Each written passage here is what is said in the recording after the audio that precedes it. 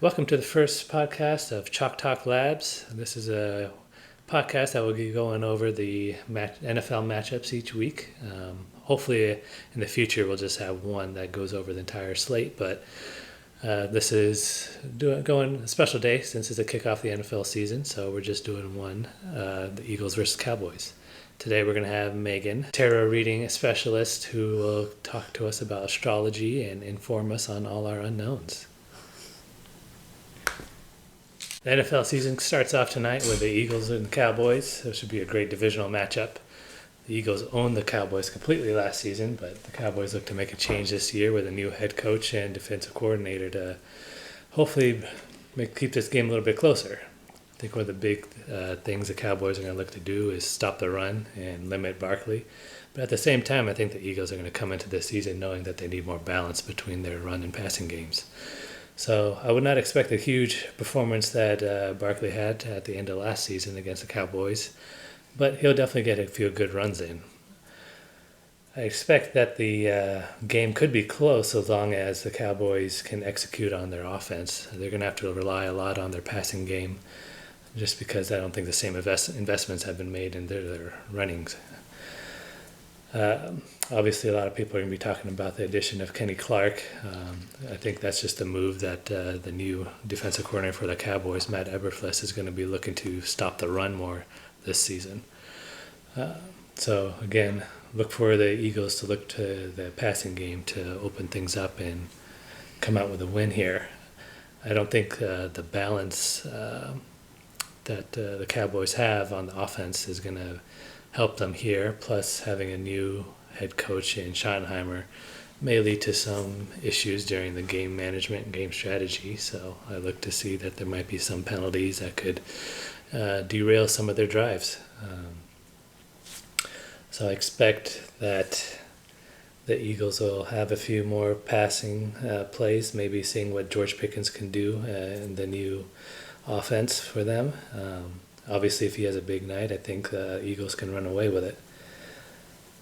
And we have a special guest here, Megan, to talk to us about this changing of the seasons and educate us a little bit on the eclipse energy and how it's going to impact our beginning of the NFL season. Hello. I am here as the resident tarot reader and hobby astrologist, I would say, is my favorite thing. And I like football. Enough. She probably won't be watching the game tonight. It's not my teams, but it is very interesting when we have new coaches step up. One of my favorite things to talk about and learn about and hear Devin talk about is strategies and when things shift and how that's really going to play a part in changing of what's going on. And we were talking before we started recording about how right now there is an eclipse about to happen. So this upcoming weekend, there's going to be a lunar eclipse. And so that means that there's going to be a full moon, which happens, once a month.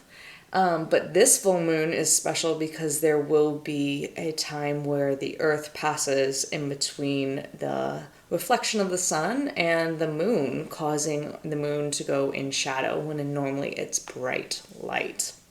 And the cool thing is that this is happening during Virgo season. Now, Virgo is very tied to football. The way I can think of it is because Virgos tend to make rules, they make plans, and they really have ways they want things to go. And so the fact that this is back to school season and this is football season starting is very much in line with that energy, right? And then the eclipse throws a little bit of flair in there because you go from seeing the light of the moon fully bright to suddenly the moon's red. And that's a little startling sometimes when we go from bright white to red moons at night. So what does that mean in terms of how people interpret that? Well, so people tend to get a little nervous because when you think about it, the cycles of the moon, you have nights where you've got super darkness and then you've got nights where you're fully bright, right? And we cycle through that space. And by the time you get to the full moon, you're excited because back when we didn't have lights lighting up, electric lights lighting up the night all night long, the moonlit nights were the nights where people could actually still be outside and see really well. And that's often tied to our intuition.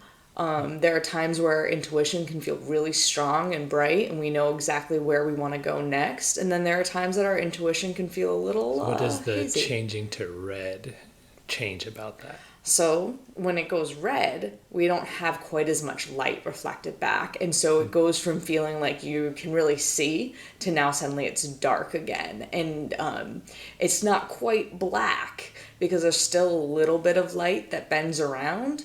So you still see the moon out there. It's not quite the same as a new moon where you can't really see the moon. This is like this weird, ominous red light that glows at night. So when you're expecting the light to be there, it's not quite the amount of light you expect, and it's red, so a little disconcerting, a little spookier, I guess you can say. A little bit of the unknown coming on.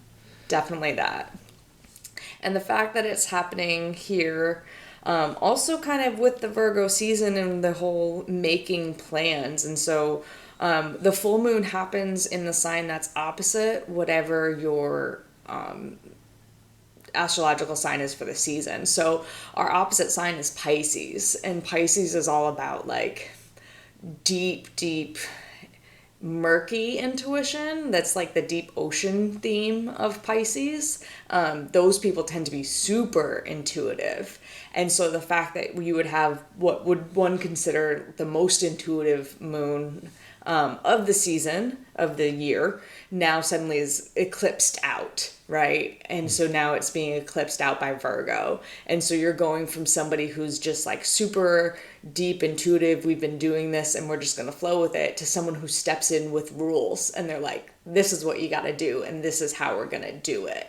Both of them are tied into understanding things, but they definitely understand it in different ways. And so that's why I thought it was interesting when you said a new coach is stepping in there, because they may have new rules that they haven't used before or nobody's seen before stepping in. And so you've got someone who's just been flowing with the game, and now suddenly someone else is stepping in there and they're changing up. So maybe the Cowboys will have a bit more discipline on their team and be able to execute more. So It'd be cool to see it play out. So this is, though, in terms of the entire league, we could see this type of a shift or a dynamic where maybe we'll have more structure in terms of both offense and defense, rather than some of those broken plays where you're looking for those mobile quarterbacks getting out of the pocket and making something happen on the run. Maybe we're seeing a shift more towards a structured ground game that sets up the pass or play action, less of the mobile wheel and deal Madden type quarterbacks who are trying to make something happen on the fly. So, I mean, especially with the beginning of the season when all these offenses were trying to instill new plays and new playbooks and trying to execute an actual game philosophy, they're probably going to stay within that mold and try to be more structured in terms of their play calling. Yeah, that makes sense. And you're also coming right off of your time of learning each other, and you probably stick more to your playbook right at the beginning because it's super fresh and new in your mind. And you're like, I need to stick to the rules that we've been putting out there. So it might be interesting in a couple of weeks to see when the opposite eclipse happens, when we have our solar eclipse. It'll be fun to kind of reflect back on this and then see what we think might happen with that solar eclipse in 2 weeks. Mm-hmm. Yeah, it'll be interesting to see how much changes then. All right. Thanks for being here for talking about our first game of the season, and we'll look to catch back up with you for probably tomorrow's Chiefs game and also the weekend matchups after that. I can't wait to talk about it.